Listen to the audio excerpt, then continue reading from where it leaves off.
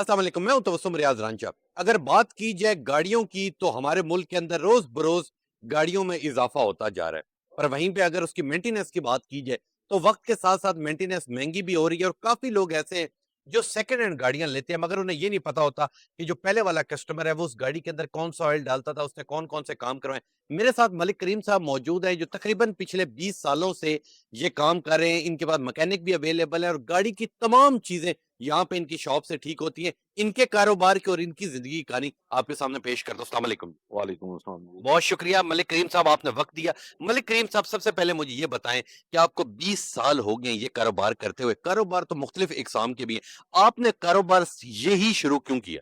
ये मेरे पहले ऑलरेडी फैमिली कर रही थी कारोबार होलसेल का गोल मंडी के अंदर, तो वो नेचुरली बात है, जो फैमिली चल रही होती है तो आपको भी ज़्यादा चांस यही होते हैं कि आप उसी फील्ड में आ जाते हैं। ठीक हो गया। अच्छा मलिक करीम साहब, मुझे ये बताएं कि 20 साल हो गए हैं आपको इस कारोबार के अंदर।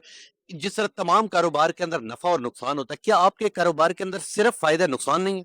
नहीं, नुकसान है, बिल्कुल नुकसान है। इधर बहुत सारे लोग ऐसे आते हैं, बड़े पोश किस्म के आते हैं, जो गाड़ियों का ऑयल चेंज करवा के, काम करवा के भाग जाते हैं। ये तो नहीं है कि नहीं है, नुकसान नुकसान होता है, हर कारोबार में नुकसान होता है। और तिजारत जो है वो, उसमें नफ़ा नुकसान दोनों शामिल हैं। दोनों शामिल है। अच्छा मुझे ये बताएं कि जिस तरह हर चीज के ऊपर एक्सपायरी डेट होती है, जो गाड़ी का ऑयल है उसके ऊपर एक्सपायरी डेट नहीं होती? इसमें जो इम्पोर्टेड जर्नी वगैरह के आते हैं उन पे एक्सपायरी आती है, जो पाकिस्तान में पैक हो रहे हैं उनमें एक्सपायरी नहीं होती है। ऑयल की वैसे ज़्यादा जो होता है कि एक्सपायरी, अगर सील बंद डब्बा है तो उसकी एक्सपायरी नहीं है, उसकी एक्सपायरी नहीं है। अच्छा मुझे ये बताएं कि गाड़ी का ऑयल कितने किलोमीटर बाद चेंज करना चाहिए? ये इसके डिफरेंट स्पेक्स होते हैं, जिस तरह हर गाड़ी का मॉडल होता है। मतलब सुजुकी है तो वो छोटी एफएक्स से लेके स्टार्ट ऊपर विटारा तक, या बड़े मॉडल्स तक जाती है। इसी तरह ऑयल के भी डिफरेंट स्पेक्स हैं। जो 20-50 है उसकी 3000 माइलेज है, जो 10-40 है उसकी हम 5000 तक चाहते हैं। फिर उसके ऊपर जो 530 हैं या 020 हैं, वो 8000 10,000 तक इनकी माइलेज है पाकिस्तान के हिसाब से। अच्छा, ये जो 8,000 या 10,000 ऑयल चलता है, वो 10,000 तक फिल्टर, ऑयल फिल्टर वही रहता है या आपने 5,000 बाद ऑयल फिल्टर चेंज करवाना होता नहीं, नहीं, ऐसा नहीं है। अगर आप जेन्युइन फ़िल्टर आप ढूँढ के जेन्युइन फ़िल्टर डलवाते हैं तो फिर तो कोई ज़रूरत नहीं होती है। लेकिन अगर आप लोकल फ़िल्टर डलवाते हैं तो फिर नेचुरली है कि आप उसको 3-4 हज़ार के बाद उसको ऑयल फ़िल्टर को बदल दें। है? और आप रिकमेंड करते हैं कि जो 10,000 किलोमीटर ऑयल चलता है वो आपकी जो गाड़ी का इंजन है उसे खराब नहीं करता? रिकमेंड करते हैं या नहीं करते? नहीं, नहीं, रिकमेंड करते हैं, बिल्कुल ऐसा है। आप काम गाड़ी का ठीक करवाएँगे तो मेरे ख़्याल में आपको कभी मसला नहीं आएगा। तो रिकमेंडेड होता है, उसके साथ आप अच्छी चीज़ें, एयर फ़िल्टर जेन्युइन डालें, ऑयल फ़िल्टर जेन्युइन डालें, केबल फ़िल्टर जेन्युइन डालें, तो वो चलता है। वो चलता है। अच्छा मुझे एक ये चीज बताएं कि जो गाड़ी के प्लग्स हैं वो जब तक खराब ना हो चलाने चाहिए या कितने किलोमीटर बाद चेंज करवाने? ऐसा नहीं है, गाड़ी के हर पार्ट्स की एक लाइफ़ है। उसके साथ एक कैटलॉग दी जाती है, जो कि मेरे ख़्याल में आज तक किसी ने पढ़ी नहीं है। गाड़ी के हर प्लग की लाइफ़ है, गियर ऑयल की लाइफ़ है, इंजन ऑयल की लाइफ़ है, मतलब हर चीज़ की लाइफ़ है। मस्ट व इलेक्ट्रिक आइटम्स की, जो हम बल्ब वगैरह होता है वो फ्यूज़ होता है तो हम चेंज करते हैं। अदरवाइज़ जो जितनी भी गाड़ी की चीज़ें हैं, टायर की लाइफ़ है, ठीक है? हर चीज़ की एक लाइफ़ है।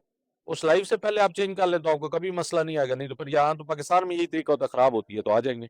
बिल्कुल ठीक कह रहे हैं। अच्छा मलिक साहब, आपको तो 20 साल हो गए इस चीज के अंदर, आपका तो इतना ज्यादा एक्सपीरियंस है। मुझे ये बताएं कि जो कंपनी है, कोई भी कंपनी, हमारी जितनी गाड़ियों की कंपनी, इनके अपने भी वर्कशॉप्स होते हैं, उनमें और आप लोगों में डिफरेंस किस चीज का है? सिर्फ रेट का डिफरेंस है या वो क्वालिटी वाइज जो उनके पास ऑयल ये चीजें मौजूद है वो आप लोगों के पास नहीं आती? Difference between. नहीं, डिफ़रेंस को नहीं, डिफ़रेंस सिर्फ़ यही है कि जो हमारे कुछ पढ़े-लिखे या जिनको हम डॉक्टर्स बोलते हैं, वो जाना चाहते हैं 3 एस पे, कि आराम से सोफ़े पे बैठें, कॉफ़ी का कप लें, टीवी-शीवी देखें और गाड़ी उनकी ठीक हो जाएगी। जबकि ओपन मार्केट में कॉम्पिटिशन बहुत सख्त होता है, तो बड़ा मार्जिन जो होता है वो लो किस्म का होता है। तो वो ये है कि आप अगर कंपनी से काम कराते हैं ₹1,00,000 का, तो वही मार्केट में आपका 40-50 हज़ार का काम हो जाता है। मतलब 50% डिफ़रेंस ज़रूर है। डिफरेंस डिफ़रेंस जरूर है। हो गया। अच्छा, जाते जाते मैं आपसे एक और नॉलेज वाली बात करूंगा। टाइम बेल्ट और बेरिंग क्या चीज है और ये कब चेंज करवानी चाहिए, और अगर चेंज ना करवाएं तो उसका नुकसान क्या हो?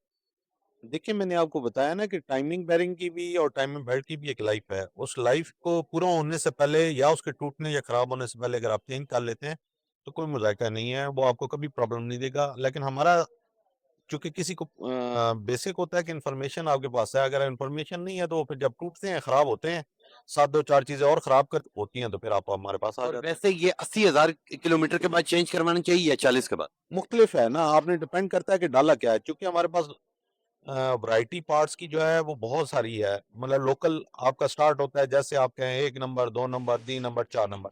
अगर आप जेन्युइन चीज़ डालते हैं तो जेन्युइन की तो लाइफ है। अब जो लोकल वो बनी है, वो मैन्युफैक्चरिंग कैसा है, वो अच्छी क्वालिटी की बनी है, नहीं बनी है, तो फिर उसकी लाइफ हम पेपर के हिसाब से नहीं दे सकते। उसका तो वो चल गई तो चल गई, वो चाइना वाला हिसाब। ठीक हो गया, ठीक हो गया। बहुत शुक्रिया मलिक करीम साहब। ये थे मलिक करीम साहब, बड़ी ज़बरदस्त गुफ्तगू करते हैं और बेसिकली हमारे ये इन्फॉर्मेशन वाले जो प्रोग्राम है, इसका मकसद ये होता है कि आप लोगों को ज़ाहिर-सी बात है, मशीन है, गाड़ी है, आप जितना उसे प्यार से रखेंगे, जितनी उसकी कदर करेंगे, उसकी लाइफ उतनी ज़्यादा बढ़ती है।